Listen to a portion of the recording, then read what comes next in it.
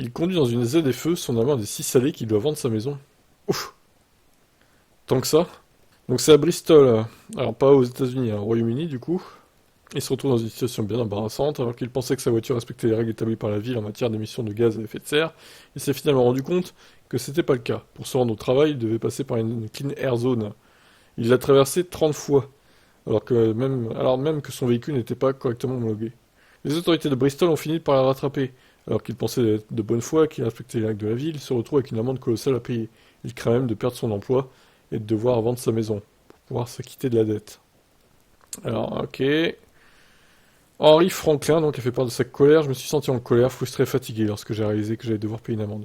Ce nouveau système est déroutant. Je ne comprends pas pourquoi ils ont choisi la zone qu'ils ont choisie pour la ZFE, si ce n'est pour générer beaucoup d'amendes.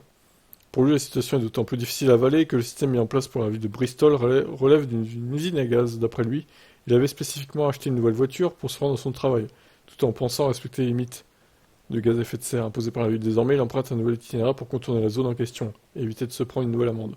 Il estime alors que le système est contre-productif, son nouveau trajet étant plus long que le précédent. Il pollue nécessairement plus.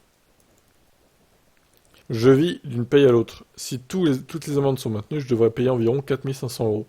Ça m'obligera certainement à vendre ma voiture et à quitter mon emploi. Je devrais probablement vendre et quitter Bristol. Pour éviter de se retrouver dans une telle situation aussi désespérée, il a décidé de faire appel à toutes ces contraventions. Il précise néanmoins que la mairie de Bristol n'a pas donné suite à ces demandes. C'est pas le parti du coup. D'un comportement a priori anodin, cet habitant de Bristol se retrouve dans une situation aujourd'hui désastreuse. Le système de ZFE mis en place par la ville est-il si incompréhensible qu'il le dit? Pourtant, des panneaux indiquent clairement que les automobilistes rentrent et sortent de la zone. Bah ouais, enfin le problème c'est que lui il pensait avoir acheté une voiture compatible avec ça, mais c'était pas le cas, donc il s'est mal renseigné. Bon, ouais, 4 500 euros c'est énorme, hein, c'est sûr. Après, je sais pas quoi dire d'autre, hein. Franchement, il a qu'à faire gaffe aussi, hein. Peut-être que la mairie, ils vont baisser un peu son amende, ils vont la diviser par deux, ce serait peut-être plus facile à payer pour lui.